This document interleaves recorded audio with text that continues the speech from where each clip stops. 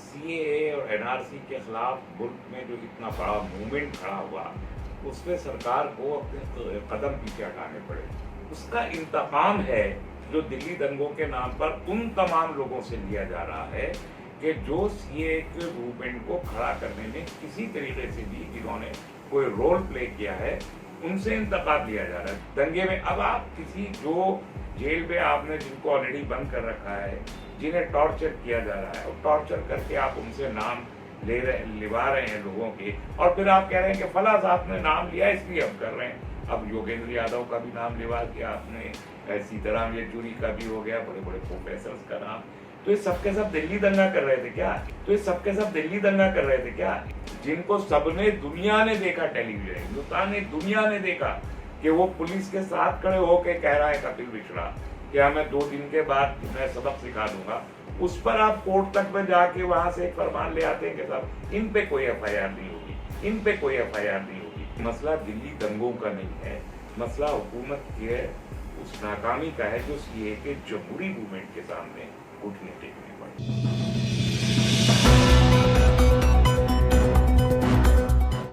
दिल्ली दंगे में दिल्ली पुलिस की चार्जशीट लगातार शक के दायरे में है, क्योंकि उन नामों की गिरफ्तारी हो रही है जो लगातार कहीं ना कहीं सवाल खड़े करती है कि आखिरकार दिल्ली दंगे में जिनके घर लुटे उन्हीं की गिरफ्तारी कैसे हो सकती है। उमर खालिद को 11 घंटे तक पूछताछ के बाद कल रात गिरफ्तार कर लिया गया और सोशल मीडिया पर बवाल बचा हुआ है। इसी पर हमसे बात करने के लिए एसडीपीआई के जनरल सेक्रेटरी डॉक्टर तस्लीम रहमानी साहब मौजूद हैं और मैं उनसे जानना चाहूंगा, सर 11 घंटे की पूछताछ के बाद गिरफ्तार कर लिया गया उमर खालिद को, किस तरीके से देखते हैं इस चीज को? देखिए, मसला दिल्ली दंगों का नहीं है, दिल्ली दंगों का नाम है जो ऊपर से एक पर्दे के तौर पर दिल्ली पुलिस और हमारी मरकजी सरकार इस्तेमाल कर रही है। असल मसला ये है कि सीएए और एनआरसी के खिलाफ मुल्क में जो इतना बड़ा मूवमेंट खड़ा हुआ, उसमें सरकार को अपने कदम पीछे हटाने पड़े। वो इतना बड़ा जमहूरी मूवमेंट था कि आज़ादी के बाद और ख़ास तौर पर 76 में जेपी आंदोलन के बाद मुल्क ने इतना बड़ा कोई मूवमेंट देखा नहीं था कि बीजेपी जैसी फासिस्ट सरकार, जिसको बहुत ताकतवर सरकार कहा जाता है, उसको भी वो रेजिस्ट नहीं कर पाई और 2500 जगहों पर वो मूवमेंट चला और सिर्फ मुसलमान नहीं बल्कि लेफ्ट मूवमेंट के और सिविल सोसाइटी के मूवमेंट के तमाम लोग उसमें शरीक हुए। तो जो सरकार को हजीबत उठानी पड़ी है सीएए के मामले में, उसका इंतकाम है जो दिल्ली दंगों के नाम पर उन तमाम लोगों से लिया जा रहा है कि जो सीएए के मूवमेंट को खड़ा करने में किसी तरीके से भी जिन्होंने कोई रोल प्ले किया है, उनसे इंतकाम लिया जा रहा है। दूर दूर तक उन तमाम लोगों को तलाश कर करके उनको दिल्ली दंगों के बहाने और उस उन्वान से परेशान किया जा रहा है। आप देखिए, उमर खालिद तो सीएए के मूवमेंट में तो सभी शरीक थे, हम भी शरीक थे। कोई बताए कि वो दंगे के वक्त वहां जाके खड़ा हुआ था या किसी और किसी भी सूरत में दंगे में। अब आप किसी जो जेल में आपने जिनको ऑलरेडी बंद कर रखा है, जिन्हें टॉर्चर किया जा रहा है, और टॉर्चर करके आप उनसे नाम लिवा रहे हैं लोगों के, और फिर आप कह रहे हैं कि फला साहब ने नाम लिया इसलिए हम कर रहे हैं। अब योगेंद्र यादव का भी नाम लिवा के आपने, सीताराम येचुरी का भी हो गया, बड़े बड़े प्रोफेसर्स का नाम। तो ये सबके सब दिल्ली दंगा कर रहे थे क्या? इतना बड़ा था। और जो जिनको सबने दुनिया ने देखा, टेलीविजन हिंदुस्तान ने, दुनिया ने देखा कि वो पुलिस के साथ खड़े होकर कह रहा है कपिल मिश्रा कि मैं 2 दिन के बाद मैं सबक सिखा दूंगा, उस पर आप कोर्ट तक में जाके वहां से एक फरमान ले आते हैं कि साहब इन पे कोई एफआईआर नहीं होगी। इसका सीधा मतलब है कि मसला दिल्ली दंगों का नहीं है, मसला हुकूमत के उस नाकामी का है जो सीए के जमहूरी मूवमेंट के सामने घुटने टेकने पड़े। क्योंकि इससे ये देखा गया है कि जैसे कि आपने योगेंद्र यादव जी का नाम लिया, प्रोफेसर अपूर्वानंद हो गए, सीताराम येचुरी हो गए, कल के अखबार के पन्नों में सिर्फ नाम आते हैं कि इनका नाम दिल्ली दंगों में खंगाला जाएगा, पर आज की हेडलाइन जो होती है, खबर जैसी ही अखबार में आती है, दिल्ली दंगे का आरोपी उमर खालिद गिरफ्तार। तो एक तो आप आरोपी अभी से डिक्लेयर कर रहे हैं और पूरे दिन कलेक्टर एसोसिएशन मीडिया में ट्रायल चल रहा है उमर खालिद का, तो किस तरीके से देखते हैं इन चीजों को, क्योंकि अभी आरोप साबित नहीं हो पाए हैं, क्योंकि इससे पहले भी हमने देखा था कि टुकड़े टुकड़े गैंग करके उमर खालिद को नवाजा गया था, खुद पार्लियामेंट में खड़े होकर के अमित शाह ने। देखिए, मीडिया को परसेप्शन बनाने के लिए कहा जाता है, मीडिया का जो रोल है पिछले 6 साल से आप देख रहे हैं कि वो आरएसएस के हेड ऑफिस से गवर्न होता है और 90% मेन स्ट्रीम मीडिया उससे गवर्न हो रहा है। तो आप देखते हैं कि पिछले 3 महीने से सुशांत सिंह राजपूत को लेके क्रेजी है मीडिया, और वो पहले खुदकशी का मसला, फिर उसके बाद ड्रग पेडलिंग का मसला हुआ और अब कंगना रावत आ गई बीजेपी के साथ। पूरे 3 महीने से मुल्क मुसीबत दर मुसीबत का शिकार होता चला जा रहा है। आप देखिए कि चीन के साथ चीन दरारंदाजी कर गया, मुल्क के अंदर घुस गया और अब तक वो मसला चला जा रहा है, लेकिन चीन के मसले को मीडिया अहमियत नहीं देता। जीडीपी -23% चली गई, जो 10,000 साल की मुल्क की तारीख में पहली बार हुआ है। ये लोग तो जीएसटी पे रात को 12 बजे इजलास बुलाते थे, कॉमन पार्लियामेंट का इजलास बुलाते थे, लाइटिंग करते थे, जैसे आज़ादी के वक्त में हुआ ऐसे जीएसटी का बुलाया था। तो वो जीएसटी आज -23% सांप सूंघ गया सबको। 15 करोड़ लोगों का रोजगार जाता रहा पिछले 2-3 साल में। इन्होंने कहा था 2 करोड़ दिएंगे हर साल, 14 करोड़ 16 करोड़ होना चाहिए था, उसके बरक्स 15 करोड़ उतनी तादाद पे चला गया। तो इनते आसमान से बातें कर रही हैं, लोगों के पास खाने को नहीं है, इतनी मुसीबतें देश को पेश आई हैं, मीडिया उसमें सुशांत की बात कर रहा है। तो अब सुशांत से थक गए हैं लोग, तो दिल्ली दंगे दोबारा से आएंगे सामने। अब आप देखिएगा अगले चंद दिन तक दिल्ली दंगों पर बात होती रहेगी। इसका सीधा मतलब ये है कि सरकार अपनी जो सरकार की जिम्मेदारियां हैं, जो ड्यूटीज हैं, उनसे सरफे नजर करके गंदी राजनीति करते हुए इस मुल्क के डेमोक्रेटिक राइट्स को रखने वालों को, डेमोक्रेटिक मूवमेंट्स को अपनी एड़ियों के नीचे कुचलने की सफाकाना कोशिश ये कर रही है।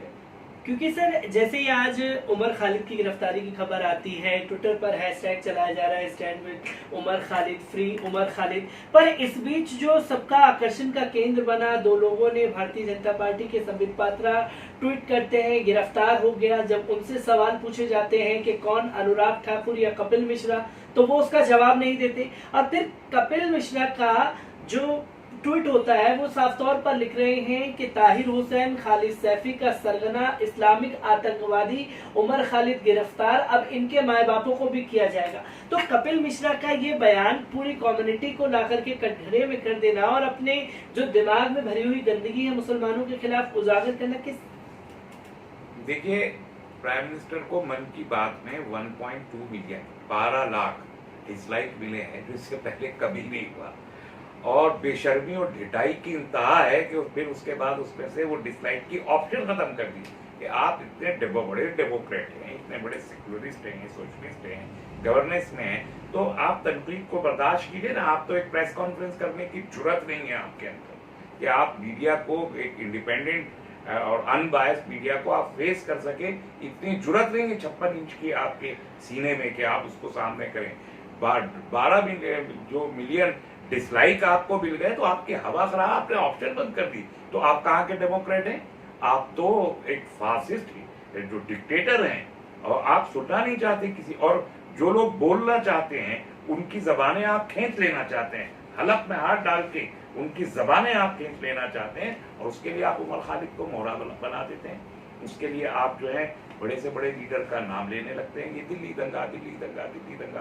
दिल्ली दंगे के जो असल मास्टरमाइंड है वो तो आपकी मिनिस्ट्री में MOS फाइनेंस है, अनुराग ठाकुर, वो तो आपके मेंबर पार्लियामेंट है, वो तो आपका ये हारा हुआ जोकर संबित पात्रा है, जो बेसिकली जोकर ही है।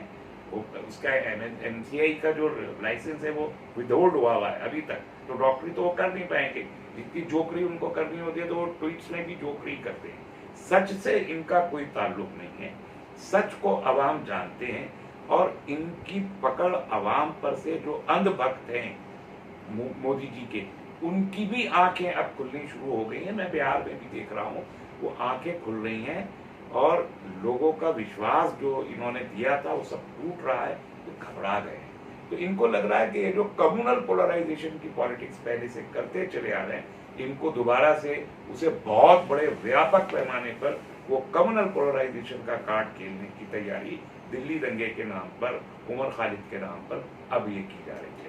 सर, आखिरी मेरे 2 सवाल रहेंगे इसी में। जैसे कि उमर खालिद हो गए, मिरान हैदर बिहार से ताल्लुक रखते हैं और बाकायदा आरजेडी के युवा नेता भी थे, तो बिहार चुनाव में इनके नामों का इस्तेमाल करके हिंदू मुस्लिम करने की कोशिश की जाएगी, या फिर जिस तरह से हमने पुलवामा अटैक देखा था, अभिनंदन के नाम पर पूरा वोट अपने तरफ खींच लिया गया, और अभी जब चीन ने 5 भारतीय सैनिक भेजे हैं, तो क्या अब उन जवानों के ऊपर सियासत की जाएगी या खालिद और मिरान हैदर के नाम पर? देखिए, इन्होंने कोशिश की थी कि जो सुशांत सिंह राजपूत वो बिहार का है, तो उसको बिहार का बेटा बना के पोलराइज करने की कोशिश की थी, वो नाकाम हो गई। उसी से इनको लग रहा है कि कम्युनल कार्ड ही चलेगा, तो ये कम्युनल कार्ड ही वहां पर बना के खेलेंगे।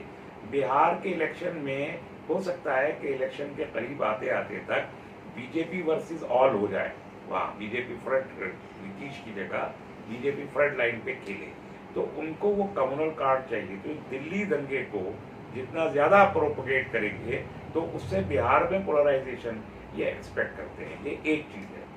दूसरी चीज जो आप फरमा रहे हैं, चीन का जो ताल्लुक है, चीन के मामले में हमारा जो परसेप्शन है और जो डिप्लोमेसी है और जो हमारा नेगोशिएशन है, वो सब नाकाम अब तक हुआ है। कोई कामयाबी नहीं गिना सकते। आप टेलीविजन पे बनवार कहानियों की तरीके से कहानियां सुनाते रहे अपने ही लोगों के जरिए, जो फैक्ट है और जो ग्राउंड रिपोर्ट है वो बताने तक की जरूरत नहीं है आपकी। इसका मतलब यह है कि हमने वहां कहीं ना कहीं लूज किया है। उसके नतीजे में इसका इम्कान हो सकता है कि अगले 10-15 दिन, महीने में चीन से अगर कोई जंग हो जाती है, उसका फायदा बिहार इलेक्शन में उठाने की। तो कम्युनल कार्ड एंड चीन, ये दोनों कार्ड खेले जा सकते हैं। बाद में शायद पाकिस्तान कहीं से कूदा है। बिहार इलेक्शन में कम्युनल कार्ड और चीन का कार्ड खेला जा सकता है, जिसकी राजनीति का शिकार आज साफ तौर पर उमर खालिद को बनाया गया। कल कोई दो राय नहीं कि किसी नए नाम को लाकर के ये सरकार के नुमाइंदे खड़ा कर दें और ये कह दें कि दिल्ली दंगे का मास्टरमाइंड अब ये है, वो लोग नहीं। मैं ऐसे ही रिपोर्टों से आपको रूबरू कराता रहूंगा। दीजिए इजाजत, शुक्रिया।